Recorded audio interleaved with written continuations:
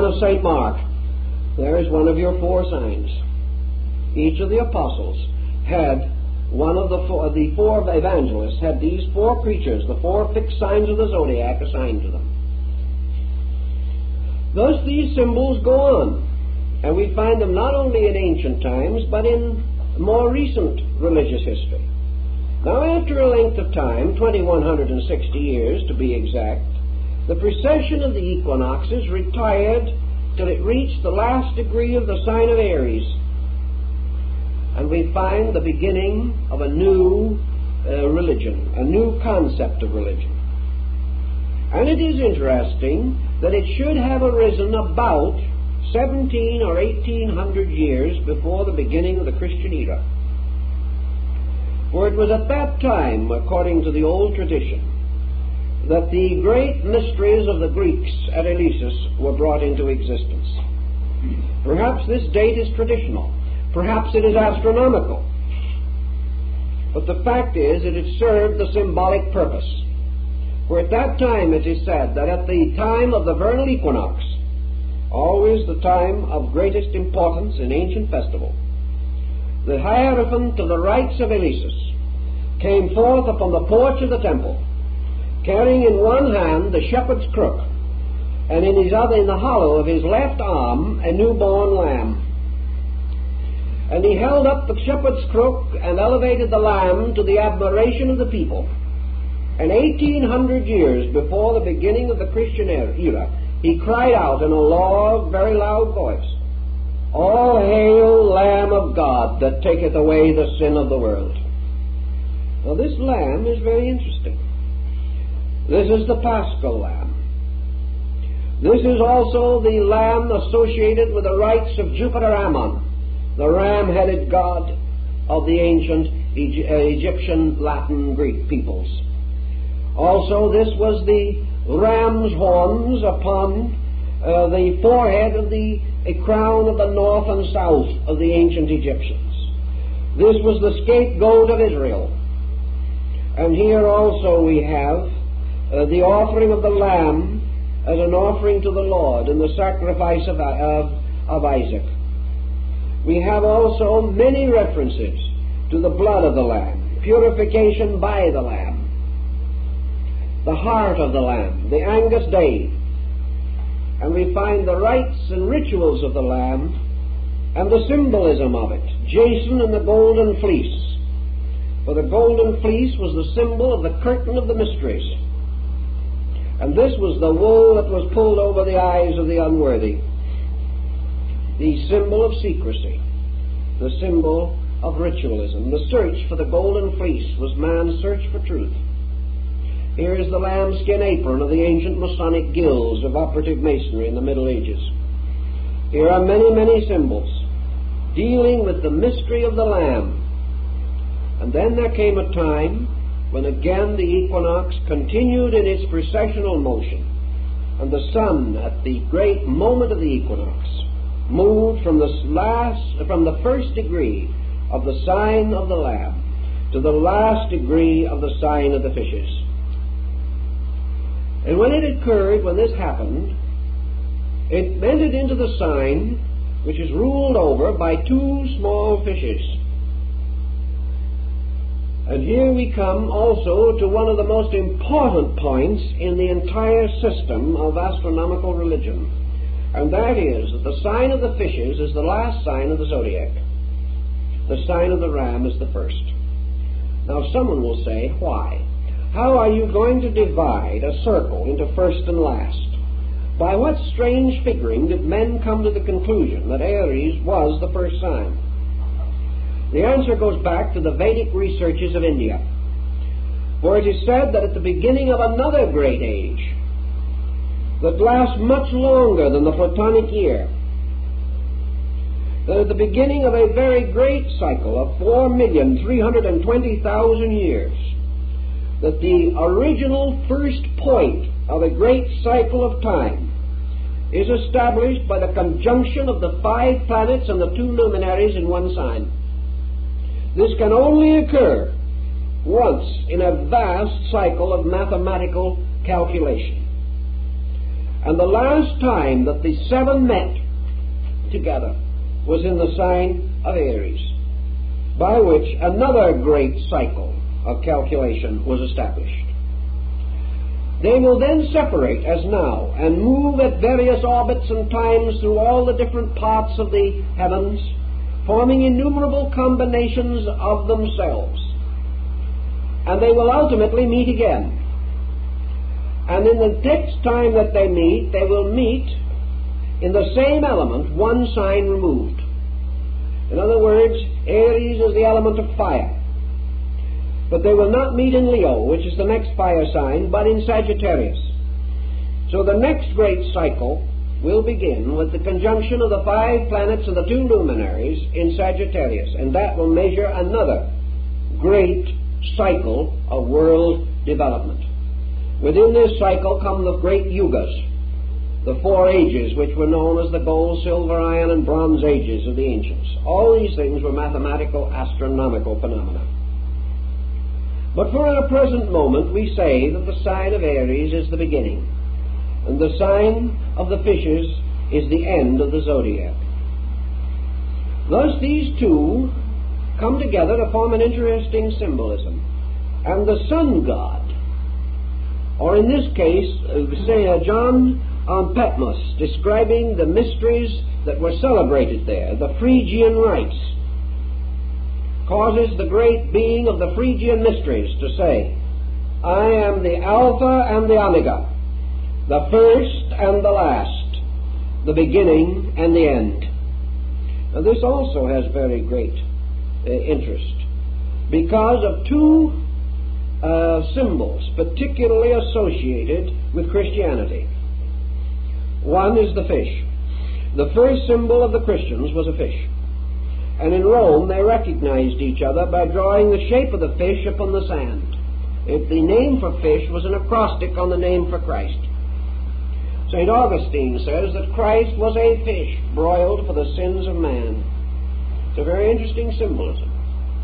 So we find Christ standing, calling the apostle, and saying, follow me and I will make you fishers of men. The miracle of the fishes, the drought of the fishes, the miracle of the coin in the fish's mouth, many other miracles that relate to the story. And Jesus, in speaking, going forth upon a ship on the Sea of Galilee, the water symbol of the fish is very interesting. One of the ancient deities came forth out of the sea as Dagon, or the fish man. And the bishop's mitre of the Christian church is a fish's head on end. These things are important, for here we find a transition taking place. And at this transition of sign, the rising of a faith which had as its principal symbols the 2 principles, or 2 ideas, the Lamb of God and the Fisher of Men. The fisherman's ring is the ring of the Pope.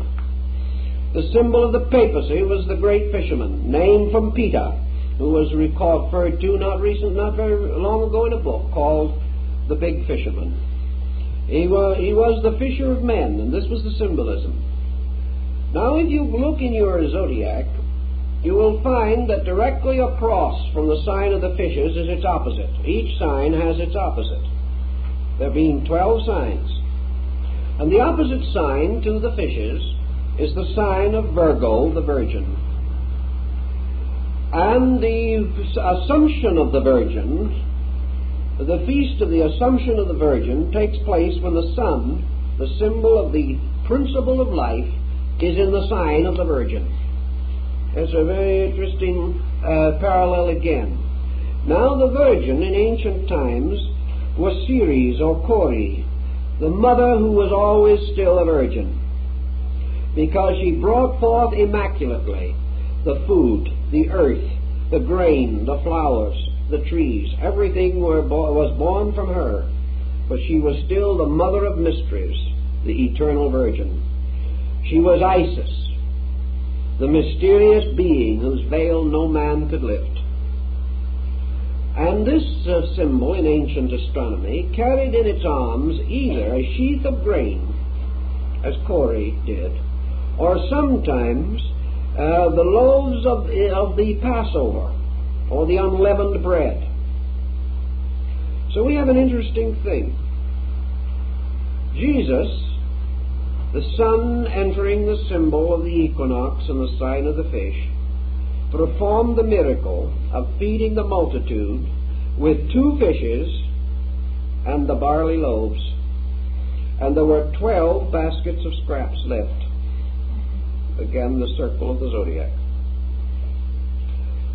Later, when the time came for the Master to prepare for the Passover, he sent a disciple into the city, and he said to him, "You will see a man who carries a pitcher of water on his shoulder.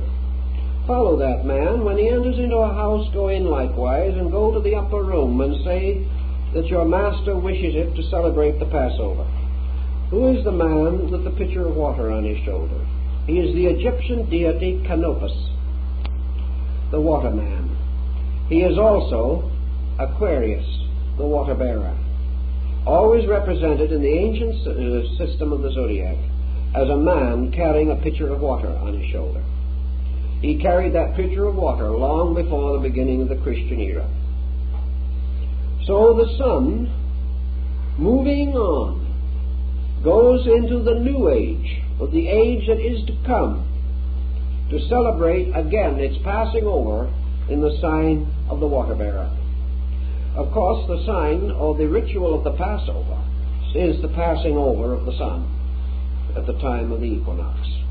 All these rituals have been very carefully measured to meet the astronomical requirements, like the epoch and the golden year and all these things. We have calculations to run through every one of these symbols. Now, one of the great questions that has arisen perhaps in our studies a little has been to determine, if possible, the time of the beginning of the age of the fishes, or what we call the Piscean age. It is, of course, a nice, trite contrivance to say that it began with the beginning of the Christian era. But in India and in many other countries, a point is made with which some Western astronomers and astrologers will certainly be at variance, namely that at the present time the equinox is taking place approximately in the 8th degree of the sign of the fishes. It hasn't moved into this other age yet. If the Indian and the old Chaldeo-Babylonian calculation is correct, by a very curious thing, a circumstance that is almost too remarkable to be a coincidence, the vernal equinox should have entered the sign of the fishes approximately the year 325 AD. And that was the year of the establishment of the Christian church by the Council of Nicaea. It would have entered at the time when the heaviest influence was upon the quality of Leo, which also corresponded exactly. If from that point on you calculate each step of the precession of the equinoxes, from that time to the present day, you will find some very remarkable things if you break up the year as the ancient did. Now, if you take this period, the age of the fishes, and what is this age? Now you go back to your tables of Sargon, the king of Babylon, where the first delineations of the signs and planets are given. There's been no change in the readings of these symbols for nearly 4,000 years. And we find that the sign of the fishes was represented in that time, and still is in astrology, as a sign of water, the sign of retribution, the sign of the deluge, the sign of obscuration, the sign of karmic fulfillment, the sign of the end of an old way, the termination of patterns. In the great sun cycle in China, the deluge of which ends the world, is always associated with the sign of the fishes. And the reorganization or building of the new world naturally follows.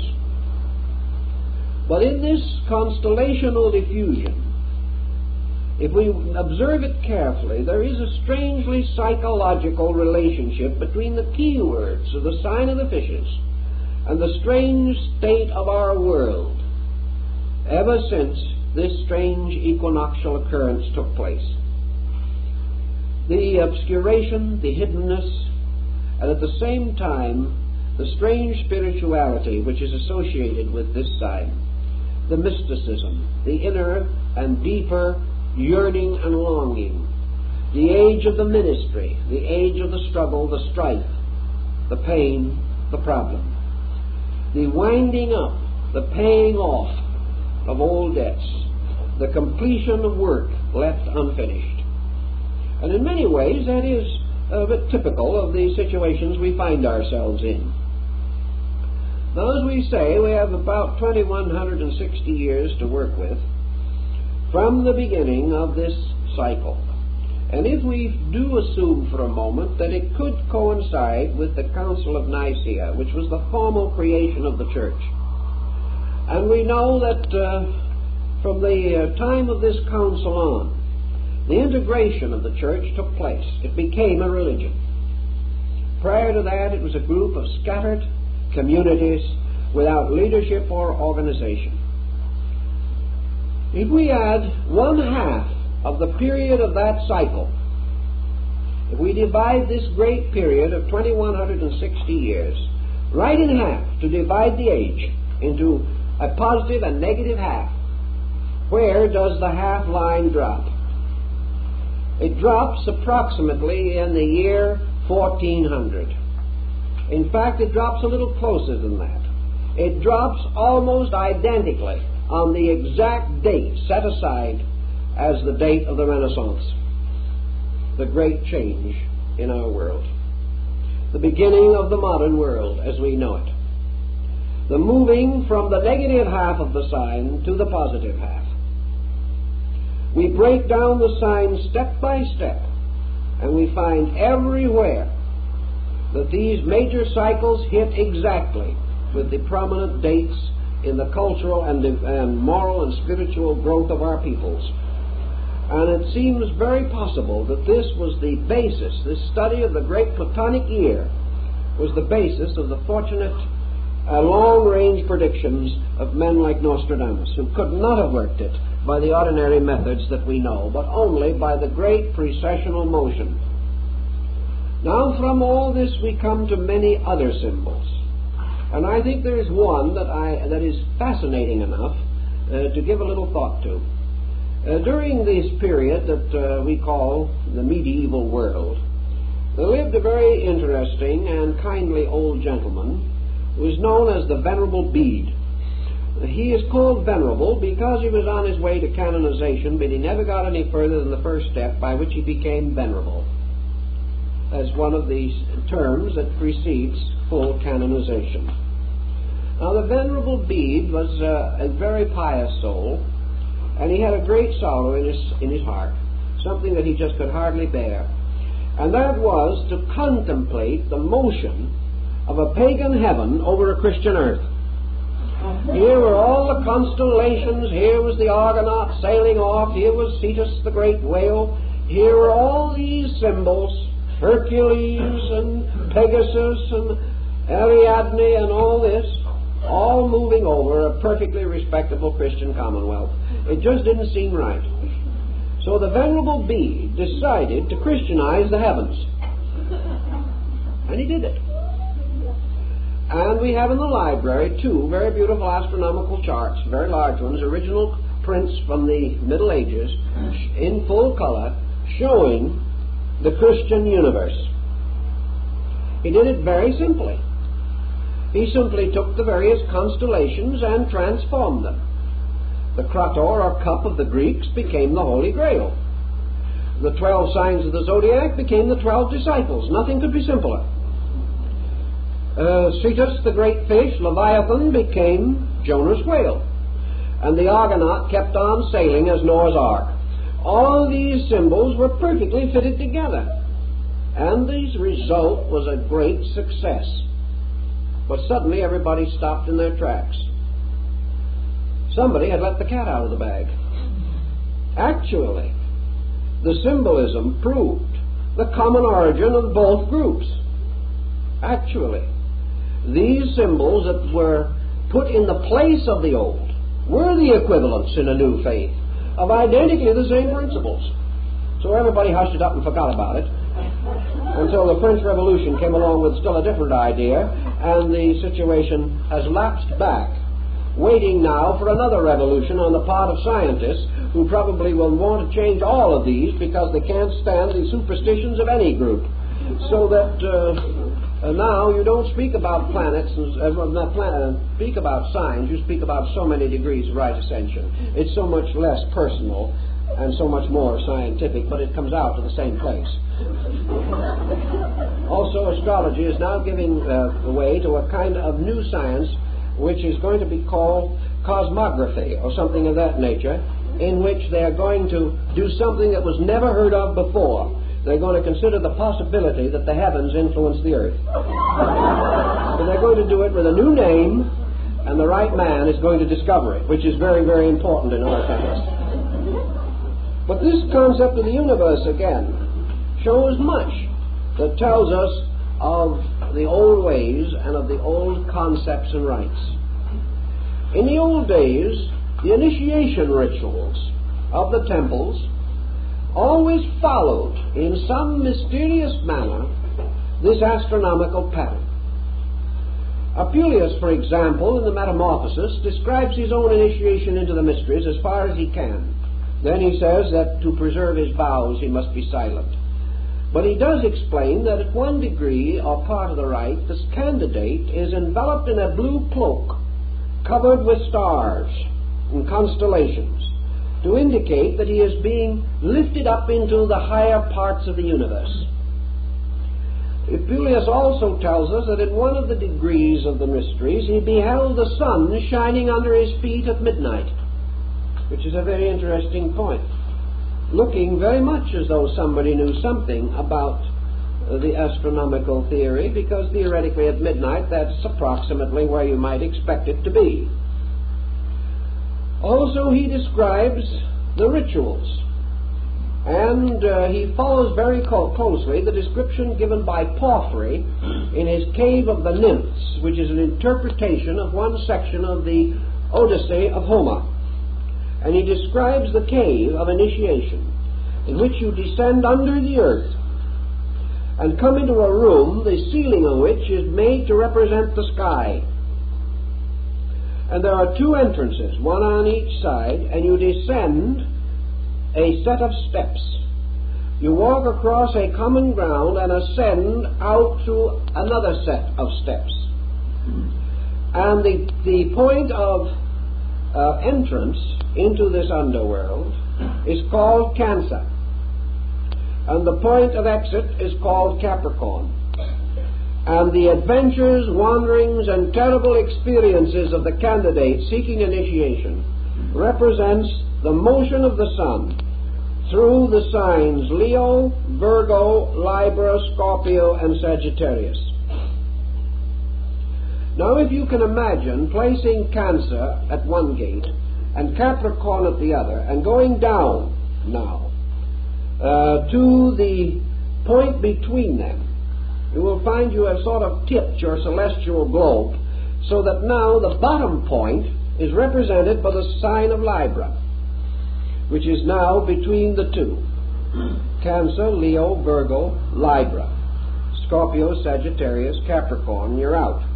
So that Libra is placed at the center in the bottom. The sign of Libra is the scales. Here the soul, descending into the underworld, comes into the judgment hall of Osiris, where his consciousness or his conscience is weighed upon the scales in the psychostatia. The ancient peoples only had a zodiac of 10 signs at one time in a very remote period. They had no sign of Libra, and Virgo, Scorpio were one sign. And that is still indicated by the general shape of the two, except that in one the end of the M-like figure turns up, and in the other it turns back.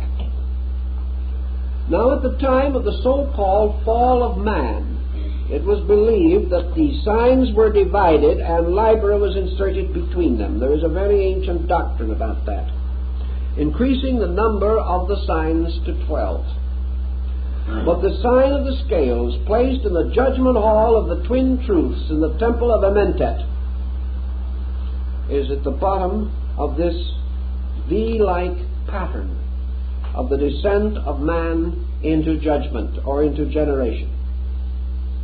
This judgment or testing in the mysteries follows very closely the entire cycle of ancient times and the ancient initiation ritual.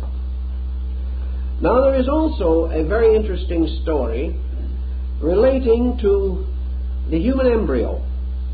For if the embryo is twisted inward to form its equivalent to a circle, the embryo, which has at the beginning, as you realize, a caudal appendage resembling a tail, looking very much like a highly developed pollywog, this structure, if twisted into a circular form, equals 3/4 of a circle. In other words, it takes 9/12 of a circle to do this. But there are three signs or three parts of the circle that are not touched. The head and tail of the figure do not meet. Therefore, this occurs to us in our Old Testament symbolism under the story of the broken wheel. And this broken wheel, or the 9/12 wheel, is again an astronomical symbol that has played a considerable part in human thinking, because the 9/12 represent the 9 months of generation, or the period in which the child is being formed. The three missing signs, or the broken spokes of the wheel, or the missing rim of the wheel at that point, fulfills the rites of the Eleusinian mysteries. For the Eleusinian mysteries were given in two sections, the 9 lesser and the 3 greater rites. The 9 lesser rites being the symbolical rites of generation, the 3 greater rites of regeneration. Therefore, by 9 months and 3 degrees a man is made perfect. This is a very curious symbolism, but it has a great deal of interest if we know how to study it. In other words, the individual, to pass through the second birth, must go through the womb of the mysteries to complete the circle, of which 9 parts only are provided in generation. The Chinese, fully aware of that, declare a child to be 1 year old after it has reached the 3rd month. It celebrates its first birthday 3 months after it is born. This is part of a very curious doctrine, but it points to the 3 winter or fall months leading toward final death. It is to do with the blinding of Samson, the cutting off of the rays of the sun god. Also has to do, as Leonardo da Vinci points out in his astronomical calculation of the Last Supper, for the painting is a very strangely astute piece of work. And each of the apostles, and each of the positions and groupings, you will find the apostles are grouped in triplicities, exactly like the signs. And the sign of Scorpio is assigned to Judas. Now, why should the sign of Scorpio be assigned to Judas? In the Orient, there is something about the scorpion that is very peculiar. First of all, it stings with its tail. Therefore, it is the backbiter. The second thing that is about it that is strange is that the mark which it leaves is always in the form of a minute pair of human lips. The kiss of death. The kiss of betrayal. So that was the sign that was used to signify the destroyer, Typhon, who is also responsible for the destruction of the good god Osiris. The sign of the scorpion, however, in the ancient rituals has 3 meanings. 3 creatures have been assigned to it down through the ages. And depending upon the one that is selected, you have some concept of the true meaning of it. The scorpion is one sign that is associated with it. The second sign that is associated with it is the serpent. The third sign that is associated with it is the phoenix. So the scorpion, the serpent, and the phoenix were all given to that one sign of the zodiac. And the Rosicrucian mysteries of old European mysticism always bestowed their higher rights at the time of the sun being in a certain degree of Scorpio. Therefore, Scorpio was the symbol of death and rebirth, of evil and redemption. Most of all, it was man transcending his own inferior nature. It was the symbol of initiation into the secret rites which symbolize death. It was the death of the old and birth into the new. It is death always leading to liberation. And we find all through the ancient symbolism these parallels carefully preserved even into your alchemical mysteries. And in the combinations and structures of the alchemical stone of the wise man, there is what is called the horoscope of the stone. In other words, there is a symbol of the universe represented as a particular pattern of planets. And in this pattern of planets, the formula for the stone of the philosopher and the elixir of life and the transmutation of metal is said to have been concealed. And the mysterious 8-sided vault of Christian Rosenkreuz was formed into the symbol of a solar system, in the midst of which the body of the ancient adept is said to have been placed. All of these peculiar symbols trail down through the ages, reminding us of the numerous forms of indebtedness that we have to the planetary symbols. The Dionysian artificers, the great builders of the Greek cathedrals and churches, and also the builders of the theaters of Dionysus. Later they became the great Lombard builders of Europe, the builders of the medieval world and the Renaissance, the great Comosine masters. Nearly every one of the structures that they built was based mathematically upon a constellation.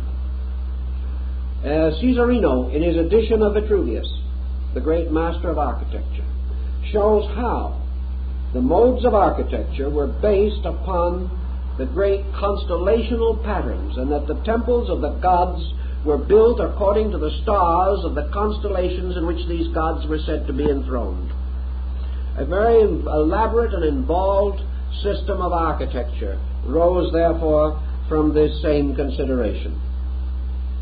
Also, we remember Gaffaro, the astrologer to Cardinal Richelieu, pointing out how the handwriting on the wall of heaven described in the Old Testament is actually a study of star groups, in which the star constellations form the consonants of the Hebrew alphabet, and the planets moving through them form the vowels. And the constant motion of the vowels and the consonants produce the writing upon the wall of sky, which the ancient prophets could read. There are many references to these things, and gradually there emerges to our consideration a concept of sidereal motion, of human growth, and of the linking of these two together in a highly complicated scientific concept. The details of this were evolved over so long a period of time and with such astuteness that it is almost impossible for us to exhaust the research work that has come down to us. Unfortunately, of course, it has been largely mutilated, but enough remains to give us a tremendous amount of guidance if we actually want to have this guidance. We have other things that come out of this constellational study. The constellation, the oldest circular zodiac known, that which was found at Dendera in Egypt and is now in the Bibliothèque Nationale in Paris, is a magnificent sandstone slab containing a study of the world, of the heavens as they were known at that time. Many symbols and figures are included in this zodiac which we no longer recognize or have any means of fully understanding. But we do have certain points that are very interesting. The Egyptians referred to what we call the Great Bear as the plow. It was the symbol of the turner of the furrows, and of course the ox of heaven was the one that drew the plow. This plow moved around the great polar star, and we have their knowledge now, which corresponds rather well with that of China and India, relating to the axis of this great system. According to the Egyptians and several other ancient peoples, the earth had more than two motions. Flammarion says 11, and I think the ancients were very near to that. They recognized particularly a peculiar oscillation of the pole, by means of which it seemed to point, hypothetically, at different times to various stars or near to various stars forming the Little Bear. Therefore, the ancients termed this constellation in India the Rishi, or the great sages, who at various times incarnated to become rulers of the earth. And of these great sages, one that we know perhaps the best is Vyasa, the great sage of the Mahabharata. This comes to us also in Egypt. The Egyptians, following many ancient peoples and following practices still held under certain circumstances today, were concerned with the mystery of the northern point of the heavens. They were never able to observe that the sun moved northward, in the sense of ever occupying the northern segment of the sky.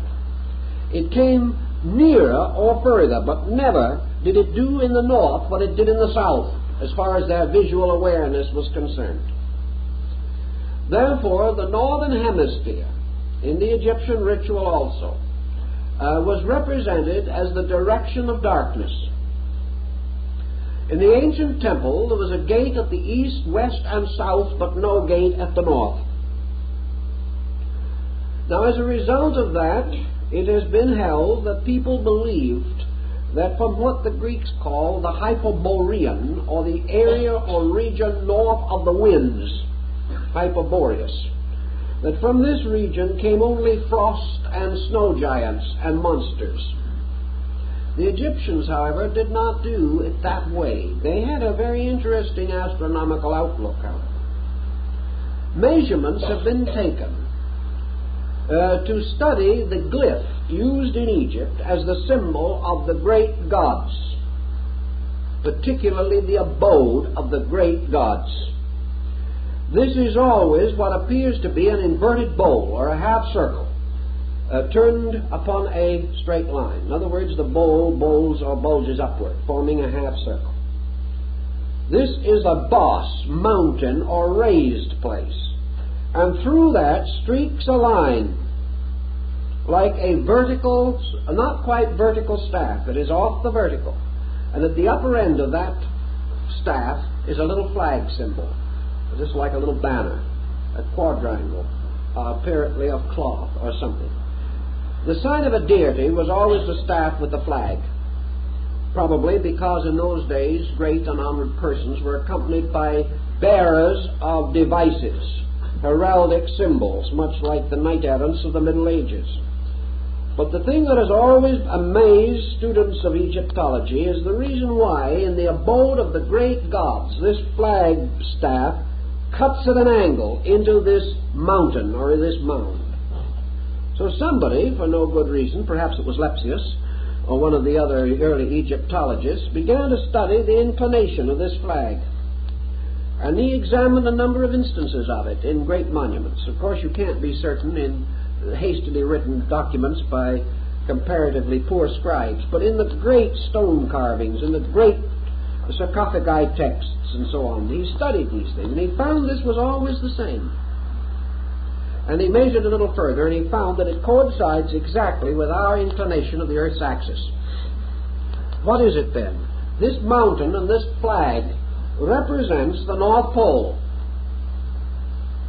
which was the abode of the gods, the great gods, that dwelt in silence. And in Egypt there was no symbol, no emblem, and no figure for the great gods. All the known gods, the gods of provinces, the creator gods, the cosmocrators, and the various harmonian artificers, the creating gods that became later the Elohim of the opening chapters of Genesis. These deities are variously represented, sometimes with knives, representing the gougers, or the ones that carved matter out of space and formed worlds. Sometimes as Ptah, the potter of Memphis, forming the globe on a potter's wheel. Always the concept of the potter's wheel and its turning, however. They seem to be aware of that motion in their ancient rituals. A little later, further research indicated that on the great figures of Osiris, the plumed double crown of the North-South Empire was always worn at the same inclination. So the crown of Egypt corresponded in the inclination in relationship to the vertical, corresponded with that of the flag inclination on the mound, and also with the polar inclination.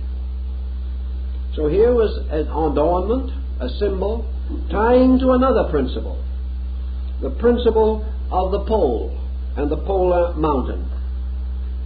Also, we know the Great Pyramid, by its orientation, was an astronomical marker of some nature or kind. The complex of pyramids have been regarded as probably the elements of a vast sundial system, similar in some ways to the complex of stones in England at Stonehenge, which was used by the Druids to determine the exact moment of the winter solstice. Here the great rituals were performed, particularly by capturing the ray of the newborn sun in a crystal lens in order to start the sacred fires by what we call burning glasses. All these symbols are intriguing, and the great gods of the north and the silence of these gods dwelling forever above the earth correspond, of course, to the Indian concept of Mount Meru, which is to the north. And in the Buddhist doctrine, Chang Shambhala, the city of the gods, means Chang, north. It means that it is the city of the north. And it is said that it is so glorious and so magnificent that lights are forever radiating from it. The Aurora Borealis. This house of the gods in the great north corresponds to the entire great concept of primitive Aryan myth and ritual.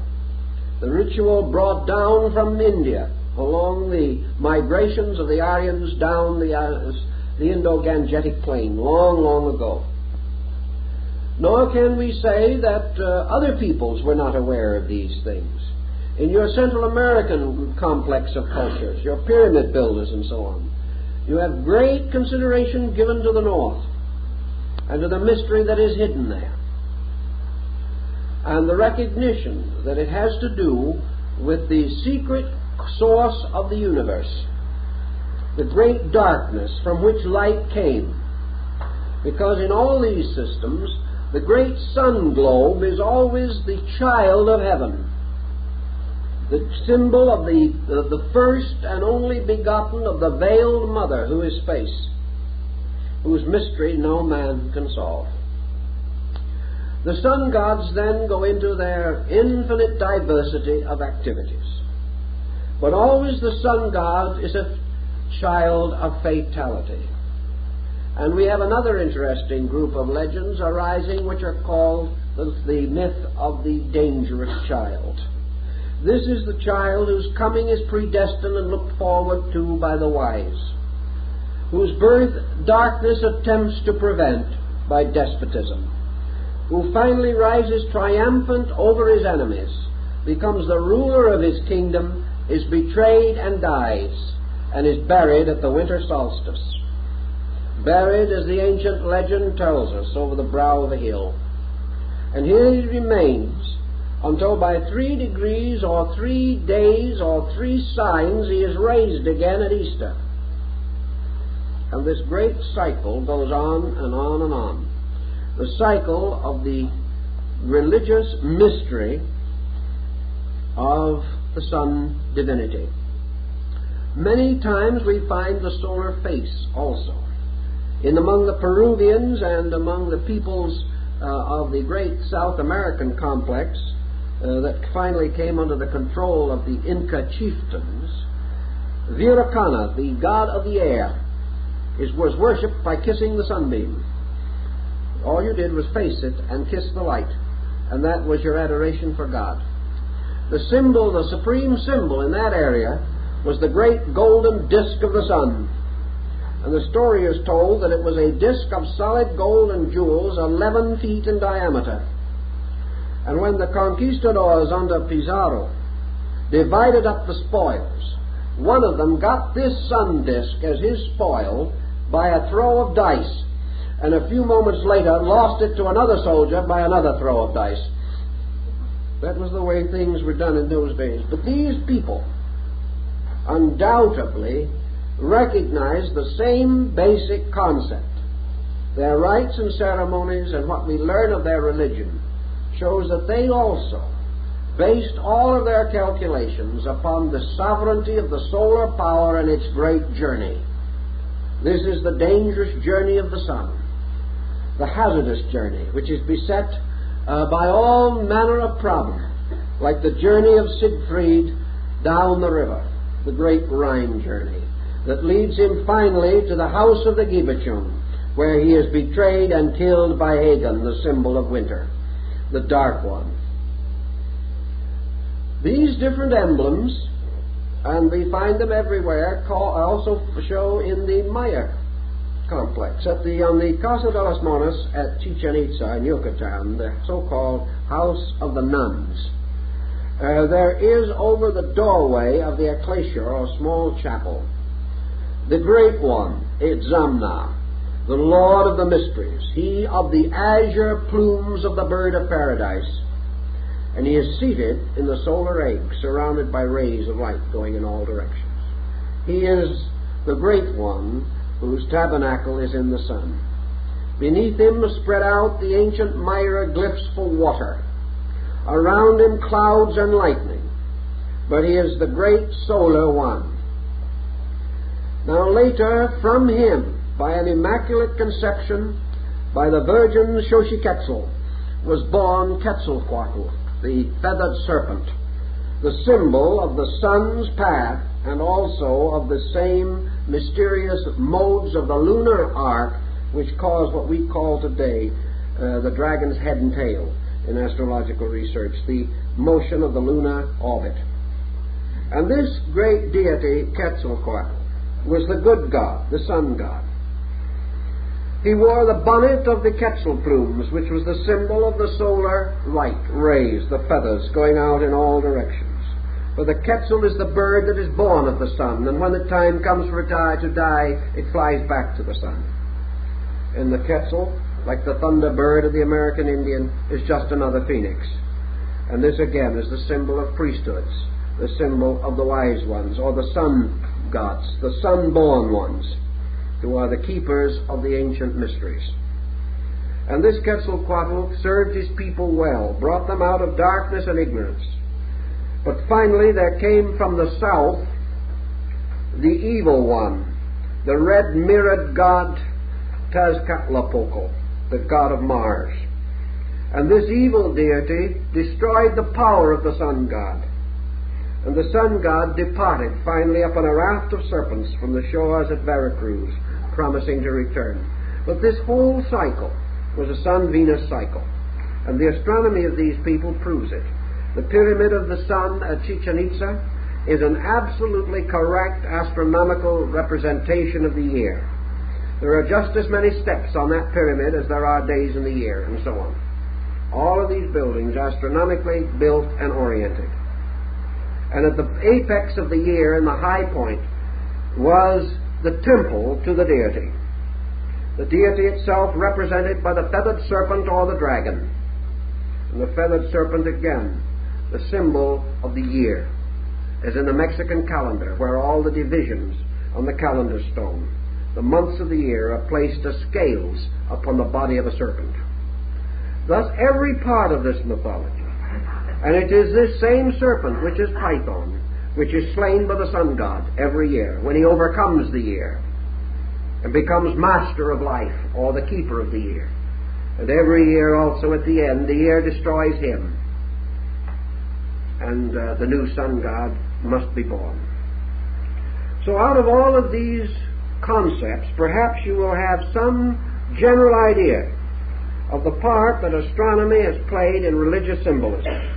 Now, we do not say that astronomy has given the meaning, but we do say that it has constituted the convenient symbolism and has rationalized and made authentic the outer structure of the mystical philosophy that is based upon the inner meaning of these symbols. And as we go through the series, we will try to explore that also, to find the ideas that are behind the use of these symbolic forms. But I'm afraid for that you're going to have to wait till next week.